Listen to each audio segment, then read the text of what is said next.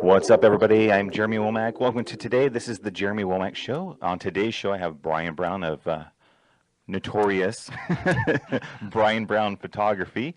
He's been in Vegas for a very, very long time, shooting all sorts of commercial work. Has done work for Vegas Magazine, MGM Grand, Maxim Magazine, Cathouse, Tabu, Studio 54, you name it, he's been involved. Rehab, he did a shoot. If you've been in town and seen some of these 10th anniversary billboards and stuff, did that work as well. Yep. So, and if you'd like to see any more of his work, you can go to the JeremyWomackShow.com right now. Since you're watching and you are on the internet, you can do those simultaneously. Just open up a new tab, and there's a couple of examples of his work and then links to his site as well. So welcome to the show, Brian. Thank you, Jeremy. Not a problem. I think, and this is, I'm, a photographer as well, so I think this just goes with what we do, is that we have pretty good photographic type memory. I think the very first time I met you was at some party, and I think Lacey Jones was there. Okay. And I don't recall the party, though. It was at some hotel room.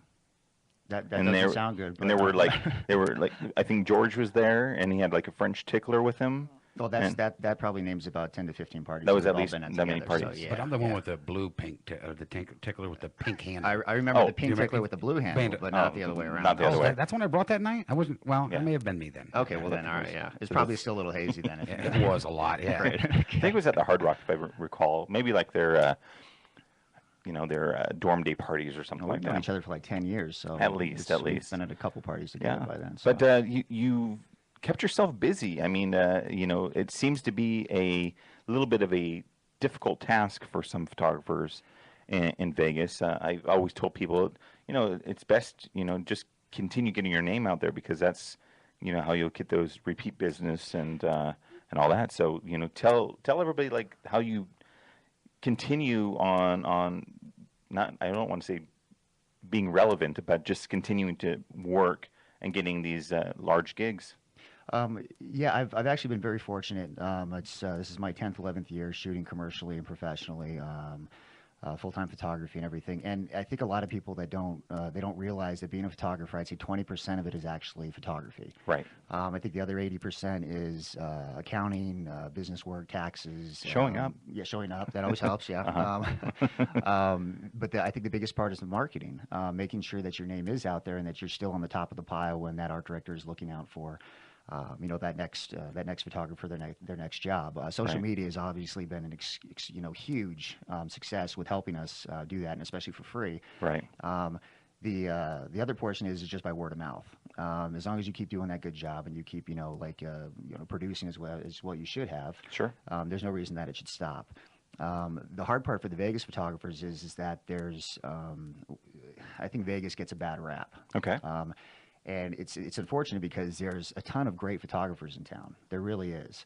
But it seems like when budgets come and everything like that, people are either going to New York or LA. Okay. And unfortunately, we have a bunch. I mean, I'd say like 6 or 7 like great photographers in town that can pretty much match anything out of town. Sure. And it's sad, because we're trying to keep business in town and everything like that. Right.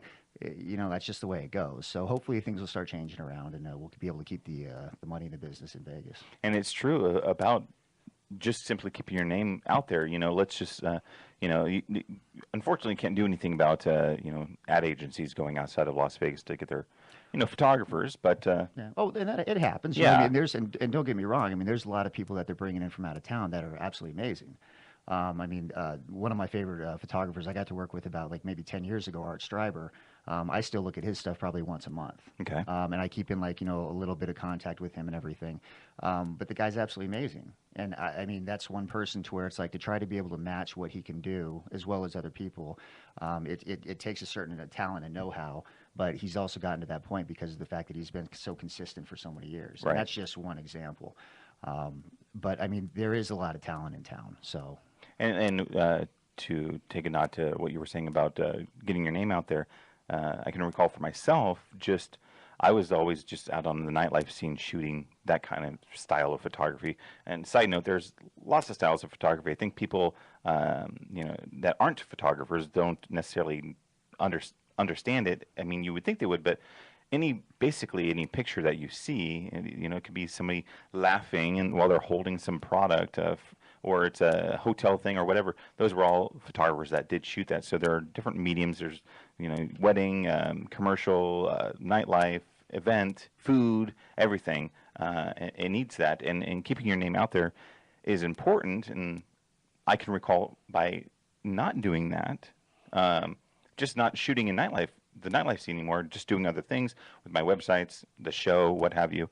And I thought I had just done this fantastic job branding my name and all that, and then I just stepped away for a couple of years. Yep. And then people are messaging me. They see that I have you know, a fan page up with my photos. They're like, I didn't know that you were a photographer. And I'm like, well, I thought that's what most people knew me for, but I guess not. Out, yeah. Yeah, you just have to keep like. Yeah, you gotta consistently going out. I mean, when I was 25, I mean I had my studio open when I was 25 years old, and I'd say the first 3 years, the first 2 years, I was in the studio every single day for those first 2 years doing something. That included New Year's Eve, Thanksgiving, Christmas. Those first 2 years I was in there, and then the other time, I mean, you literally had to go out 2 to 3 times a week just to these different events, and you know, going out to clubs or whatever, and keeping your face known. Right. So you know, really getting started is the hard part, and getting your name out there. Right. But if you start to slack off a little bit, people will forget about you extremely fast. They do, especially in the digital era where everybody and their mother's a photographer. That's right. I mean, it's really like everybody, you know, my cousin's sister's son. There's one right there. This is the camera. No, I'm just saying, you know. Yeah, with iPhones. With iPhones and everything, it just makes it so convenient for people to, you know, be an Instagram, you know. Well, the quality's getting so good too. Yeah, it's not like they're coming out with shoddy pictures. No, they're doing a great job. They're really, you know, high-end, classy shots.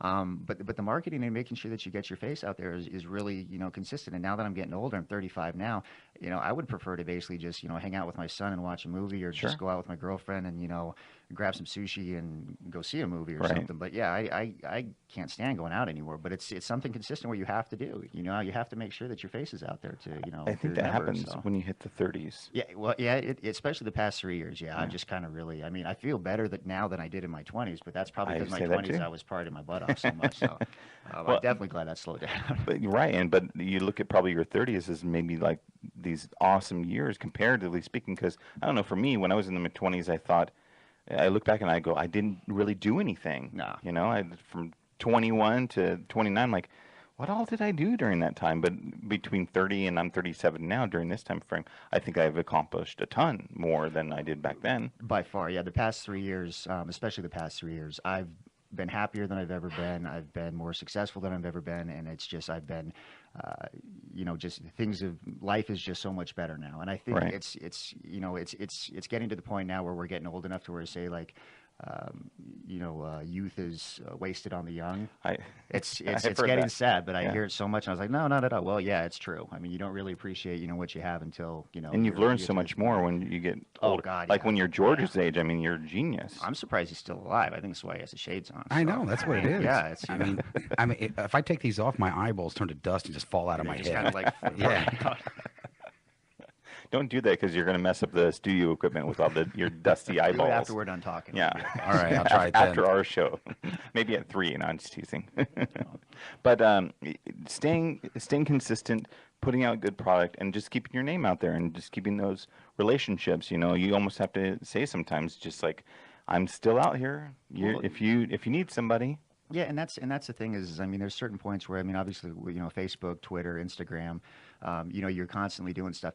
And I think I took like, you know, a week off at the beginning of March where I really wasn't even on Facebook. And I was getting text messages from people saying, are you alive? Right. And it's like, no, I just needed a break. Right. And unfortunately, I'm one of those people where it's like I'm still a kid at heart. I just want to take pictures. That's it. I don't want to deal with the business aspect. I don't want to deal with the marketing aspect. I just want to have some fun and take some photos. But unfortunately, I have rent and power bills, and just like everybody else have to make. Yeah, you got bills? Well, it's better than living on a tent up in Red Rock. So I know some would argue that fact. Well, you know what? That's very true. That might be fun. But you know, just. You bring up a good point, and at least with Facebook, you didn't go on and say, just letting everybody know I'm taking a break from Facebook. You didn't announce it. You just kind of stepped away? No, I mean, it wasn't even stepping away. It was just kind of like, I just, every once in a while, I just kind of, kind of shut out the outside world for, Right. 2-3 days and just kind of, rejuvenate and just kind of relax and everything like that. But I guess when you take 5 days off, it's a little bit too far in our industry. So, I mean, can you imagine what would happen if you didn't get on Facebook or any of these social medias for a week? If I They didn't would set do out it, a search party. So they would think that the world has ended. The chemtrails got me or something. Well, the Mayan calendar probably caught up with That's just you. probably if that true. Was the case, They'd be worried about me thinking he's old, he's dead probably. Exactly. He was underneath the desk. Yeah, he's the entire done. time with the French tickler. So. He's just sitting there with his hand on the levers, just like this. And he's a corpse. You can see it in the future because this is what George lives and breathes is this stuff. So Yeah. I think he still enjoys it. Yeah. Yeah, actually I do. It's been years, but yeah, I've done it for about 26 years now. Really? Yeah. Well, if you're doing it after that long and you're still doing it, you must enjoy it. Yeah. Or you just don't have any other talent. I have absolutely nothing else I can do. Okay, so Except that French tickler. Yeah. You got that See? down. And that I don't know bringing- personally, but I think I've bringing heard sheep to stories. bringing sheep to people's parties. That's about all I'm good There for. you go. I'm so glad my family's listening to this one right now, too, because they're all, this is going to be great. Hey, at least we didn't go down the political path. Come on. Well, we still got 45 We minutes do left, have so 45 yeah, minutes, well, and it's a good thing that you and George are friends now because you guys will have great conversations. I foresee them in the future. well, with me and you going back and forth on, well, actually Sometimes, agreeing yeah. on the same thing. A lot of times mostly we agree. Politics, religion, and Oh, wait a minute. You actually, this man here believes that. We agree a lot though too. Oh, It's no, just we on agree. Yeah, I mean, he and we- I, and so do you, George Right. and I. It's just there's some little idiosyncrasies that we don't. Like cotton candy. Like cotton he candy. loves it. I can't stand it. well, that's right down the next, like debate between the Republicans and Democrats. Right, where- That and cotton candy. the spraying they do up there, he likes to call it cotton candy. See, that's how he had so- to make sure you knew what he was talking Yeah, about. I still don't know what that's all about. I saw it a couple times, on the news, but I haven't heard about the spraying as much. So. I'm just, I was going to say something, but then you said your family's listening. Oh so no, never no! mind. Honestly, like my parents and my family are like absolutely the most amazing people in the world. I guess I could not would- be where I'm at right now with them. Okay. So they know how messed up I am. Cool. So anything Well, you say, they're probably going to be like, I guess yeah, I okay, won't that's worry all right." about the chemtrails until my balls fall off. Okay. Well, Then- no, yeah, they'll be okay. My mom's Okay. probably like covering her face right now. Love you, Mom. But I'll just blame that one on you. So. That's okay. Well, and I'm not I don't think I'll have any kids anyway, so it doesn't really matter. So you're not worried. Not really. And you already have a couple. And Yeah. Brian, you've got I got a 10-year-old You now, got a yeah, and I've 10-year-old. exposed him to everything right now as it is. So he was, we had a barbecue last night and let him stay up till 10 o'clock, and he was playing in the pool, and there was, I think, 5 or 6 Hooters girls over. So he was. where was our invite? No. Well, yeah, well, invite. that was kind of a So- last minute thing, and I didn't think I'd be 35 still. I could living have there. brought the tickler and the sheep. Where the hell why was my call? Well, now you're friends. Next Right. time, all right. next time. That's funny. I think Donna's fashion styling might be even watching. Is Donnie, you there, huh? We'll probably expect a text from her in a minute or There you something. Yeah. She thought it was yesterday, I think. Yeah, I think that she commented, "Oh, I totally missed it," and you're like, "No, you're good. You got to It'll be actually tomorrow." read the text there, Donna. Yeah. And there we go. Got quite a few people watching right now, so that's pretty That's good. cool. So take us back. You grew up moving all over the place because your family was in the military, correct? Yeah, I was an Air Force brat. I basically was born in Illinois, and then we moved 5 different states. I was in Germany for about 5 years in elementary school. That was absolutely amazing. So I got to see the Arc de Triomphe and the Eiffel Tower and everything before I was 12. Wow. And then we moved back to the States. Went to school in Clemson, South Carolina for architecture in college. Failed out miserably. It Wow, was basically okay. a year of just partying. I screwed that one up big time. So my parents It were wasn't glad that you to me out didn't of get there. the education or know what was going on. You're just like, I'm gonna party. I learned a lot, just not about architecture. So I took 6 months off, and then I went to art school up in San Francisco. And I was there for about 3 years, and that was amazing. Right. And the plan was to come back to Vegas, and then I eventually just kind of move out to LA and start assisting, and eventually start shooting on my own. But I started actually working with Jerry Metellus, who's another photographer in town. I worked with him full time for about 2 years, as well as other photographers, and he was absolutely amazing. The guy has more life than anybody I've ever met in my life. So him, and then doing freelance stuff with some out of town guys. People like Mark Seliger, Art Streiber, some of these big names nationwide was great. And then after about 2 years, I got really bored. It wasn't very creative because it's, being an assistant, you're doing a lot of stuff, but it really comes down to kind of like a glorified mover. Right. You still have to know a lot of, things, and that's not a diss on any assistants because you have to know that trade. Right. But I was lucky enough to just have Jerry hand me a key to his studio and say, until you're ready, here you go. Wow. So eventually I actually started shooting, you know, too much in there to where it was overlapping with his stuff, got my studio. And I walked into this new studio for the first time in May of, what was it, 2000, no, no, wait, 2004, and had no clients. And Right. within a few months, I got a gig with Tabu doing the One Night Fits All, and that ran for about a year and a half, and that was a huge opportunity, and that really kind of set me up with where I'm at today. And it was like a domino effect. Things just kind of just fell in place. I was very fortunate. For those that are hoping to make that leap to somewhere different, or you know, like you said with Jerry in his studio for a long time, and you went out and did your own. How explain to everybody? I mean, I'm sure they know already, but actually going through that process, how scary or not scary it is for you to do that, and then go, oh crap. Oh, it's scary as hell. I don't have any clients. What do you do? And then it's almost like because of that situation, you're forced into pounding the pavement. Where before it might have gone kind of not easy, but not as hard as it might have been because you have all these expenses now that you thrust upon yourself. First of all, it's scary as hell. I mean, people call me up, you know, all the time, and they're like, okay, how do I do this? Should I go to art school? Should I do this, do that? The first thing I tell somebody is that if you're going to go to school, go get your business degree. That's a good one, yeah. With YouTube and all these things you can learn, and the assistants out there, you just got to be consistent. I think I called Jerry like maybe, you know, once or twice a week, every week for 3 months. Wow. Before he finally hired me. Okay. And then we started working together, and it just worked out. But you got to be persistent. You know, you got to be a hard worker and everything like that. But and you just got to get the know-how, and it really does take a lot of self-knowledge and everything to kind of teach yourself to do it, because art schools aren't cheap no matter where you go. Correct. It tends to make people not want to go down that route and just kind of do it themselves. And you know, it might take a little bit longer than it normally would, but I think people use art school as an excuse of why they can't become a photographer. Okay. They say, well, I can't afford art school, or I can't do this. Well, there's millions of photographers, well, millions, but there's lots of photographers out there who didn't go to art school. Correct. They're self-taught. And again, with everything on the internet now, it's like I just started shooting film, right. you know, videos and everything. Sure. I didn't go to school for, you know, being a director or cinematography. Right. You know, I was sitting up on, you know, some of these websites, you know, like for 8 hours like lynda.com or something. Lynda, that's amazing. That site, I mean, no plug for me. I don't make any money from it, but great. It just is a treasure trove of information. Of Creative Cow? Yeah, I haven't gone to Creative Cow. Lynda.com, Lynda. Anybody Right. that wants to kind of learn something about anything, Lynda.com, and then CreativeCow.com are some of the best tutorials you can ever. You can basically that's a free art school. Or what? Lynda.com is like $20 a month. Yeah, I think Lynda costs money, but I mean, but you can do whatever you want to on it. I think it's almost like an osmosis thing where people will go, okay, like I bought that book and it's on my shelf. I haven't read it yet, but if I put it under my pillow it. at night and sleep, it's going to kind of just sink into my head. Permeate my brain. And you're like, no, you actually have to do it. You just got to be dedicated to sit down and do it. And I mean, but yeah, I taught myself Final Cut Pro and Adobe Premiere, and you know, I'm learning After Effects right now and all this. Nice. I didn't go to school for film. You just got to be dedicated to sit down and honestly, like, I mean, of course, the first part sucks because you don't know anything, and you think you know so much about photography, right? And you kind of get really confident in Photoshop, or at least I did, and I was thinking, okay, I can, you know, pretty much do anything on this, and then you move to an entirely new realm. And you're learning just how to import a file. Right. So it's like, to those photographers that want to get out there, the only way you're going to actually learn how to do it is to go out and do it. You're going to screw up.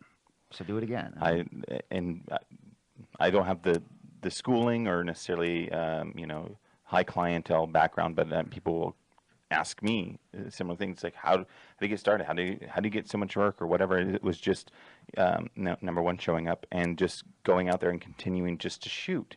I mean, just your camera should be with you. I mean, you know, a lot of the difference between, I would say, amateur and professional would be more composition than anything else. Deciding what you wanted in the picture and what you didn't want in the picture. A lot of what you don't want in the picture. Sure. I think. The other part I'm finding out a lot about commercial and advertising photographers, as well as fashion, is being able to direct your subject. Right. Especially when it comes down to people. I know photographers that are some of the most ingenious lighting techs I've ever seen in my life, but they stick with food and architecture because they don't know how to work with people. They can't get the person to do what they want them to do. Exactly. And there's certain kind of photography that I can't shoot. I can't shoot landscape to save my life. Okay. Okay. I could go to the most beautiful spot in the world. Okay, and I couldn't shoot it to make it look good at all. Right. And and people might go to you. They're like, "But you're a photographer," and you're just like, "Yeah, but there's different." Wasn't it come down to even like someone that draws cartoons, or someone that can draw a portrait? Or... I can't draw to save my life. Well, see, that's what I'm saying. My son draws better than I do. So there's people out there, even in photography, it's going to be poor. You know, they can take pictures of people more than they probably could better take a landscape or so. Sure. And that's what's different about Vegas, though, too, is because most other states, cities, and countries, a photographer needs to have their own niche. It needs to be fashion or food or architecture or landscape, and that's what they pretty much stick with. Right. In Vegas, it's almost one of those things to where you have to be able to shoot everything because there's not a high enough end market to just shoot food or just shoot architecture. Now, obviously, there's those specific people in Vegas that are amazing at what they do. Right. One of the people that I used to work with is O'Gara Bissell. Okay, they're over in Henderson. I learned every single bit of architectural photography from those guys. Right. And it's a husband-wife team, the sweetest people you'll ever meet in your life. And it was just great working with them because you learn so much. I was still getting paid, but I had my head over their shoulder like every single time we were shooting something. And they're just ingenious architectural photographers. Right. And now I get calls for architecture all the time, and I'd like to say I'm pretty good because I keep getting calls for them. Sure. But you got to basically get out there and shoot it though too. Yeah, I've never professed to have this great knowledge of photography. Again, I think what most people liked, whatever I brought to the table, was what I could bring out of the subjects rather than the technical side of what I did or even lighting. It was just, wow, look at those people, how they look or their reactions or whatever. That's what they liked. I agree with you 100% because I've seen all your work too, and it's like, especially with the nightlife stuff, you can't be that wallflower. Right, you got to be out there and everything like that. And you've got such a big personality that when you're going up to these people, and then especially when you're going out so much and they know you, they're running up to you. That was the best part. Oh yeah, I didn't have to ask anyone exactly. anymore. They were coming up to you and like, take my picture, and they're willing to do anything. Right. And but it's also, it probably wasn't like that the very first time you went out. No. You had to build it up. And that's because of your reputation. When I first started, there was not a lot of nightlife photography going on. I mean, this was pre-napkin nights. It was all that. And people, you'd ask them, they'd like, why do you want my picture?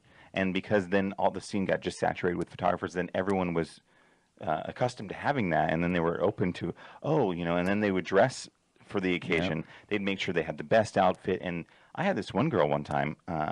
I used to announce that I would go to different places that I'm going to shoot here tonight or whatever, just so if people wanted me to take their picture, they would go there. But people started flocking to those places because you were going to be there. So you were basically doing free advertising in some of these clubs. They didn't even realize it. Well, I wish you were next to me when we would be talking to the clubs and saying, "Hey, he's giving you free advertisement here." But it was cool because it was cool and weird at the same time because I was just putting it out there like, I'm going to be here. If you guys want to hang out, come by. I'll take a picture, whatever. It was more of a, hey, let's hang out type thing. But it's almost more underground. A little bit, yeah. And this girl shows up. I was late. I said when I would be there. I said like 11:30. I was there at midnight. And I was taking pictures. She comes up to me. I think it was at Jet. And she comes up to me. It was an old nightclub at Mirage, and One Oak is there now. She comes up to me and she goes, "Jeremy Womack?" And I turn around. I'm like, "Yes." And she goes, "You said that you would be here at 11:30." And I said, "Oh, I apologize. I was running late." She goes, "Okay, that's fine. Take me a picture." And she posed. I took her picture. And then she left. That doesn't surprise me. And I was like, okay, I guess if I say I'm going to be there at 11:30 on Facebook, I better be there because these people wanted me to be there for whatever reason. It was funny. Okay, now the very few times that I've gone out, like in the past 5 years, who's the guy? There's an older guy with a gray curly handlebar mustache that has the most amazing outfits I've ever seen in my life. Oh, that guy. I don't know his name, but he always wears the funny ties and stuff. The guy that poses for the Pringles box? No, you're thinking of the peanut guy. Okay, he looks like that. Actually, if anybody knows that guy's name, please send it to me because I really want to know his name. That guy's awesome. He's always out. Yeah. He's always partying, and he's he dresses so unique that he stands out amongst everybody else. So he gets in a lot of people's pictures. He's got to be in his late 60s, 70s. At least. I mean, at least, yeah. I think he really enjoys that. I wonder if the clubs actually just hire him to come in. Could be, and then all the girls just go, "Oh, he's so cute," and they want to take pictures with him, and he eats it up. So there you go. That's all you have to do. We'll get George. I'll show you the photos of this guy, and you can dress like him if you want, and you just get thrones of women coming As out. long as you get them to me right away, I Yeah. can go out and start purchasing the outfits right away. You already got the gray mustache going. You just have to make sure it goes out to the star and handlebar up. But I gotta get rid of the bottom part, the goatee part, just a mustache. Actually, my grandfather has one of those. He works. Does he? Yeah, he's got one of the old handlebar mustaches, and no joke, he was in a barbershop quartet. Uh-huh. I got him up on my website, and he sits there and twirls Twists and everything. it and twirls it. It's awesome. And my son, every single time he sees him, he just starts playing with it and everything like that. But it is literally probably 6 inches out on each How side. do they get it to curl like that and stay? Is there some kind of mustache juice or something? Or wax or something. Wax or something. Yeah, it's cool as hell. It really is. Now you know what you can do. Just let it go. I think I'll leave the goatee too, though, but I'll just take it and have a whole new look. I'll have the goatee with the handlebars just come get that out. little strip, and you can do the Johnny Depp kind of Pirates of the Caribbean. There we go. All right. Think about that. Thanks. You can put on a little feathered hat and a boa or something. Well, that would help cover the loss of hair. So that's this why is I mentioned the perfect. hat. Yeah, that's what I figured. He's looking out for you.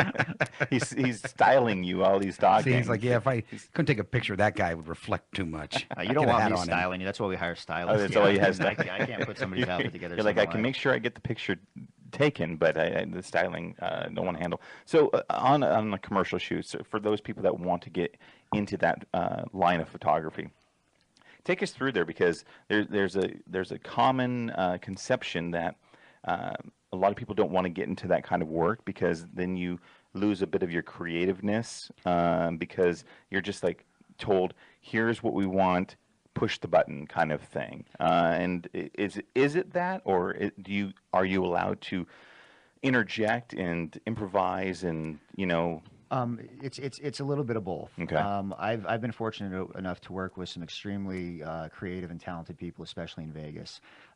We just finished up a job over at Wynn for a guy named Tommy Trash. He's DJ in town. And the art director, Ron Nicoli, over at the Wynn. Probably one of the most creative people I've worked with. Guy's absolutely amazing. Calls me up, sends me the concept. He says, what do you think? I give him my 2 cents. He says, okay, we work it out. And then during the shoot, I won't see him for like 15, 20 minutes at a time. Right. I'll shoot it, and then I'll call him over. He'll look over. We'll make some adjustments, and then he'll walk away again. And it's nice because he trusts me enough to, give me the freedom to kind of go ahead and do my own thing, but within the parameters of what he's looking for. Right. Another great art director that I was working with was Steve Averett over at SKG. Same way. The guy's very just calm and very kind and everything, and he says, okay, this is what we're looking for. Right. And he steps back. He lets me do my thing. He steps in and adjusts a couple things, and then that's great. But it's just like with any job you have. There's the pros and the cons of it. Here's why I like commercial photography. I can basically go get something shot, and it gives me the freedom to not have to work a 9-to-5 job, Right. to where I can go shoot whatever I want to. True. Okay. So you have those jobs bringing in the big money, I guess, if you will. Exactly. And then you can say, well, these other shoots that I want to really do may not pay me any money. It's my passion. I get to go do that. I do more test shoots of my own concepts and everything, and I send those out every once in a while. Like we're doing a new one for Easter. Okay. Okay, and it's going to probably cost a few $100. Okay, but I'm basically making that because I did the commercial advertising. A lot of people are like, okay, well, I don't want to work from the man or sell myself out or something like that. If you're going to be waiting tables or working in a cubicle or anything like that, it's like you're going to have to work 9 to 5 and pay for this, and then you got to take a day off and. Sure. Go shoot what you want to. I just happen to be able to still be shooting, making money at it, and then on my days off, still shooting because of that. It's good that you brought that up, because a lot of people want to be making money immediately whenever they start something, and although that's great, if you want to do what you really want to do, you almost have to roll out to it. You're investing money into a photography, your equipment, and everything. Absolutely. And it just for it to pay you back whatever you're putting in, you're putting in a lot of time before that even happens. Well, look at it this way. There's people that are getting out of college after 4 years or even 6 years with their masters and everything. And are they making money right away? Right. No, they got to work another 3, 4, 5 years before they start making money. It's the same thing with photography. Right. You start at the bottom. You do some headshots and some portfolios. You do a little bit of editorial work. Okay. We did a lot of stuff with Las Vegas Magazine and Vegas Magazine and everything, and I still shoot with them too. I mean, It's great to kind of keep creative on that, but it's not like you're going to go out your first year and land a $50,000-$60,000 job. Right. People have to have enough faith in you to put that money into your creativity, into your professionalism, to land that. It's not like they just have 60 grand laying around either. Right. They got to make sure that they can actually trust you with it. And I wouldn't, if I were somebody like that, I could look at somebody's portfolio, and if it was a 22-year-old kid who basically just had a bunch of headshots, I wouldn't trust them. Right. I would rather go to the 40, 45-year-old photographer who's been shooting for 10, 15 years and say, here you go. Right. Now, if it's some little job and you want to give somebody an opportunity, which I've been so lucky with people giving me opportunities when I first started. Right. I was very, very fortunate. And that's what led up to everything else. The thing that upsets me the most about when photographers are first starting up, the first thing is the whole stock crisis that's going on. The stock agencies and photos and stuff. That's killing photography right there. Well, touch on the crisis, because I haven't really heard about it all that much. I can't remember an agency, but there's a new agency in town, or not in town, I'm sorry, nationally, that has literally it's like these dollar stocks. You can buy an image for $1 and use it for an ad. Wow. Or buy something for $150 and use it for an ad. Wow. Now, they're stock shots, but again, it's killing the creativity in here. Sure. Another thing that what people are doing is that a lot of these photographers are I don't want to say swindled, but it's like they're getting calls to say, hey, well, can you do this job? It's going to be an ad for, Las Vegas Magazine or Las Vegas Weekly, or, it's more of the weekly kind of stuff from the clubs. And it's like, hey, if you do this, you're going to get a lot of exposure. Oh. Okay. That brings up the next subject I was going to talk about, but finish what you're saying. And I mean, I don't know. I'm not trying to knock anyone on it, but these clubs are making thousands and thousands and thousands of dollars a night. I don't mind if you give this new guy a chance, but give him $100, $200 or something. Kind of help him. Give him a chance. Absolutely. Let them, pursue their passion and, hone their craft. Sure. But don't do the whole exposure kind of thing. Give them a couple bucks to kind of, they got to, you basically take 3 hours to do a shoot. Mm-hmm. You got to drive from point A to point B. Right. You shoot 3 hours. Right. And you got to drive all the way home. You're downloading the images, you're retouching, you're sending them back in. You spent 5 to 6 hours sometimes on one page. Right. And you got paid nothing. Right. So. And that the whole exposure thing is, I get the concept, and a lot of times, like you were saying, you got a lot of great opportunities when you were first starting out, but the problem ends up being is that's what the industry turns into. So if all those people, all those companies are just saying, we're going to do it for exposure for you, then I don't know how that person's going to get, anybody will ever get a job, because if everyone's always doing that, it just continues being that, and then get new blood coming in, and it never changes. And that's what happens. And again, like I said, I'm not trying to knock anybody for basically trying to get exposure or doing the job for cheap or something like that. Sure. That's fine. Everybody did it. I did it as well. Right. But you got to get your foot in the door, but you don't have to do it for nothing. Right. And a lot of the things with the exposure, again, like you said, as soon as somebody starts asking for a paycheck on the next one, they just go to the next person. That's right. And it's just kind of sad. You've almost set a precedent. You've set precedent of what you would be willing to work for. And why would anyone? It's when the recession happened. So prior to the recession, I set my hourly rate at a certain price. Yeah. And then the recession came, and then everybody wanted to come in and say, "Well, would you do it for this? Would you do?" And I never changed it. The reason for that is like anything else. I remember you saying something about this actually. Yeah. It was a while ago, but I remember you keeping your prices the same and sticking with it. And that's good for you. Because you have to. Because if you lower it based on that particular thing, that person or that company that hired you for it is always going to want it at that price. Yeah, absolutely. Like, think of what you do when you go shopping. If you bought one thing and you go, oh, I'm going to get this on sale, even if you liked it, if it went up in price, you go, I'll go get the one next to it that's on sale too, instead of getting that one that I really enjoyed, regardless, because you're like, I got it at this price. So if you didn't change the price and you kept it what it was, and yet, no, this is what I charge. It's always, and then they never perceive you as being less than what your original price was. I mean, you might lose out on some work, obviously. But, and we have. But then you keep what's you, and I set my price on what I think my time is worth. Yeah. And that's, I think everybody should do that. And it's a variable, Well, and there's a little cartoon, and it's not a cartoon. It's actually like a little short film. And a lot of photographers and art directors and graphic artists have seen this before. But it's like a 2-minute little kind of skit to where they have a guy go in and he's buying a cup of coffee. And the guy says, okay, that'll be $4.50. Okay. Well, how about I pay you $2 and I'll make sure that I tell everybody that I got the cup of coffee here, right, and it'll get you some exposure. Right. Or you go to the dentist, and they say, you got to get 2 teeth pulled. It's going to cost you $500. Right. Okay. Well, how about I just give you $100, and then the next time I need to have a tooth pulled, I'll make up for it. Sure. And it's like that's what happens to us a lot. And then they go, you wouldn't do that in the coffee shop. You wouldn't do that to your dentist. Exactly. Why are you doing to a photographer? Yeah. Musicians run graphic into the artists. same thing. Graphic artists, You know, web designers. Sure. Sheep herders. Sheep herders, yes. and tickler makers. Yeah, tickler makers. But, yeah, unfortunately, you have to artists. turn your mic on if you're going to laugh like that. Otherwise, it's just echoey. What was it? Just evil laugh? It was an evil laugh. Evil laugh. Yeah, that's what I thought. But you know, and like you said, yes, people need exposure. We're not going to deny that. Oh, fact. absolutely, absolutely. But you know, at some point, you should say, okay, this person shows up when they're supposed to. They always provide good work for us. They don't give us a problem. Yes, it's worth us to pay that person. I mean, you have, like you were mentioning, whether it's a big property or nightlife or whatever, these places that put millions of dollars, billions of dollars into their image. Yeah. Why would you want to just have somebody that you didn't know, that didn't show you how qualified they were, whether they had a good reputation in town or whatever, just because you were trying to save a couple $100. And the thing is that this whole portion of this conversation went back to your one question too. Right.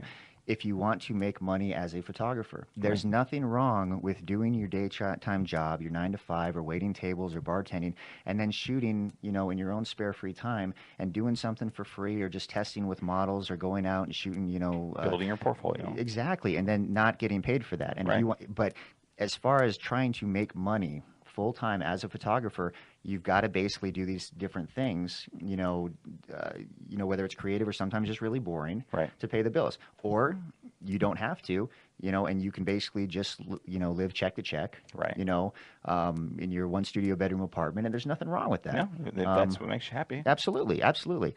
And that's the thing is, but I mean, if you want to really kind of like, you know, make it as a commercial or advertising photographer, yeah, of course there's going to be things that you have to do as your job that you don't want to do. Everybody does. So one of the coolest shoots that I had seen that you did was the conceptualization part of what you do, and you mentioned that to me of what basically you don't classify yourself as a fashion photographer. You more or less come up with different ideas of how something should work. We're telling stories. I don't think there's a whole lot of fashion in Vegas right now. No, not really. Unfortunately. Yeah. So. And not saying that there isn't fashion photographers in town. Right. There's some amazing ones, but to actually be like, you know, again, a commercial photographer that's making money off of it, just shooting fashion in town is not going to make, you know, it's not going to work that well for you. In my opinion. I would agree. One of the examples of that idea would be the train shot that you have that is on the JeremyWomackShow.com. Oh, yeah. I really like that, but the one shoot I was referring to is you did this shoot. I think Amber Miller was in it. I'm trying to think of the other models, but they were all dressed in like kind of like 70s or 80s kind of clothing, a lot of oranges and yellows and stuff, and it was shot at a car wash. With these really cool old cars they were coming through the car wash, and the models were standing in front of it, of the car, or interacting with the car in some way. And yeah, that was actually my first photo shoot with 944 magazine, which is no longer with us in Vegas. But it was Amber Nicole Miller, and oddly enough, it was Lacey Jones. Okay, there you go. Yeah, and yeah, it was my first one, and there was a car wash. It was Fabulous Freddy's over on the Northwest, and it was before they even opened. And the stylist Christy Muller, her boyfriend was friends with some guys in a car club. Okay. And they came up, and they didn't charge us for anything. Right. They just came up and had their stuff in there, and we shot it in probably like 6-7 hours. Right. And we just had a good time. And that's the thing is, like, you know, we got paid a little bit of money for it, but we just went out and had fun. There was no art director there. We basically just turned in the photos that we wanted to. But I mean, something like that, you really need a good group of, like, a team working with you, or it's not going to come across. Sure. And I think a lot of photographers that are trying to, like, get into the business don't realize that it's so hard for you to do this on your own. You have to have a good makeup artist. The model's got to be stellar. Your stylist has to be good. You have to be a good assistant. Yeah.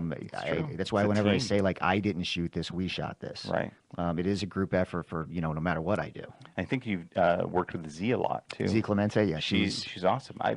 I've known her for so long. She's a doll. I think maybe even when she moved here. I think that's when I may have first met her. But yeah, she's awesome and can work with those models with you to bring out, because you do need that, because, you know, for lack of a better way of saying it, you're a guy. You're shooting this girl. She's wearing minimal clothing. Yeah. So even though you're the most gentleman guy, it's still helpful that you've got this, makeup artist that's able to, kind of ease the whatever tension there might be there, I guess.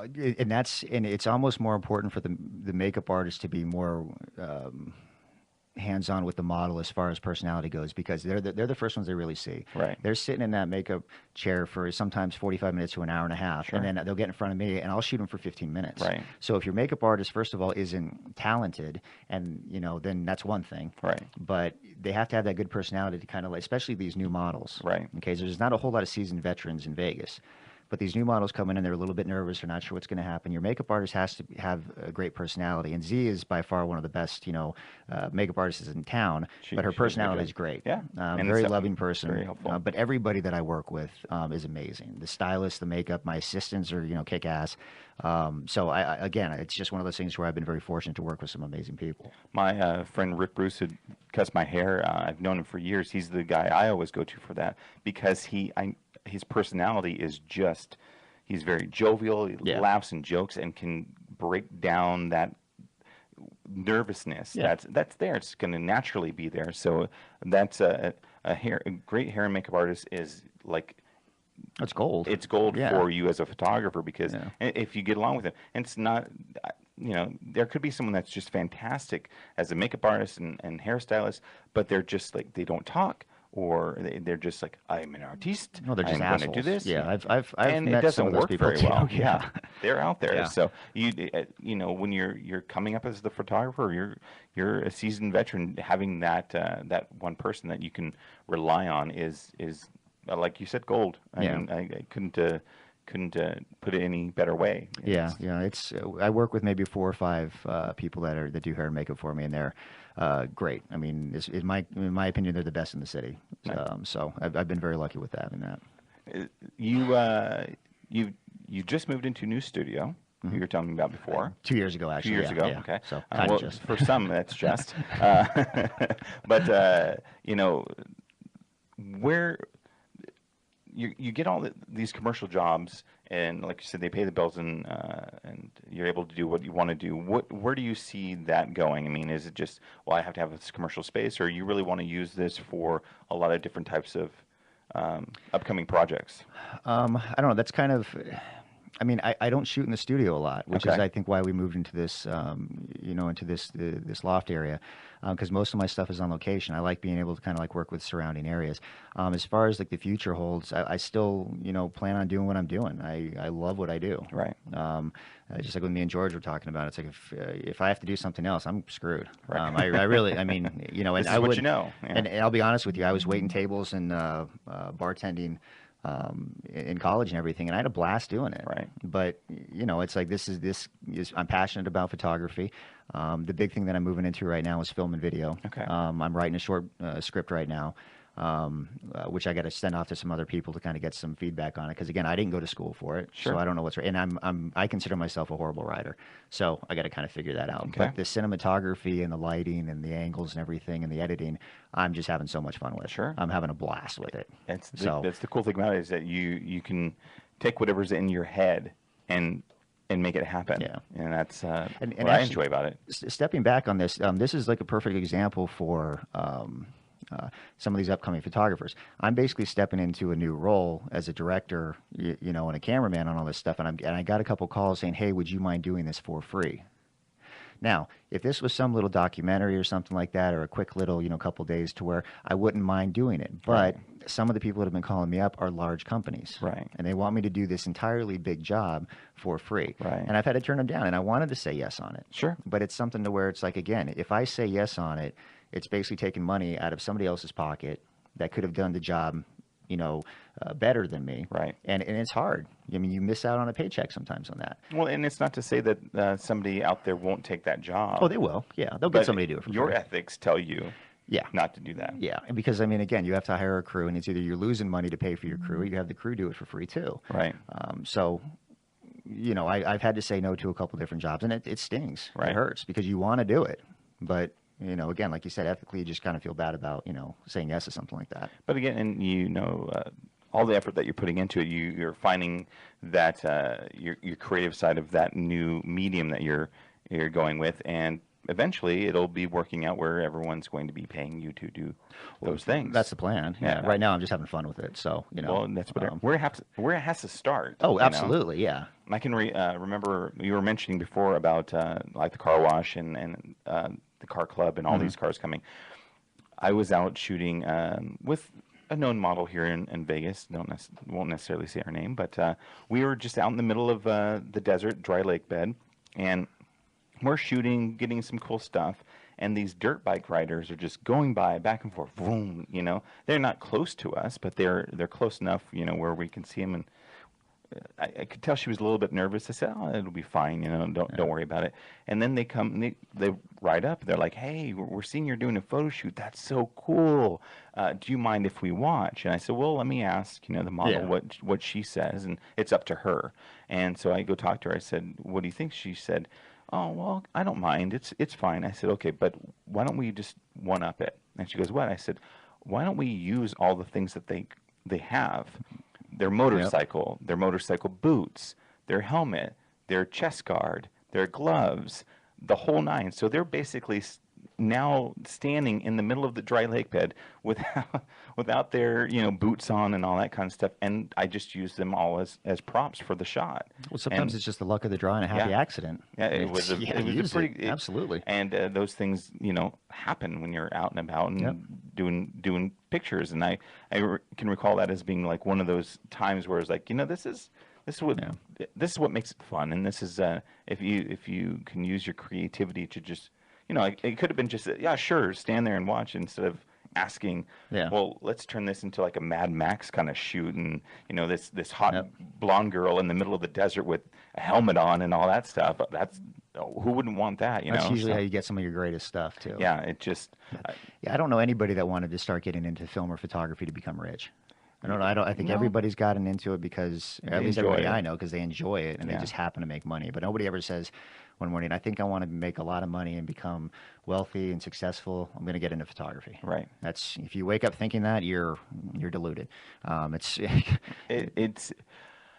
It's the kind of profession.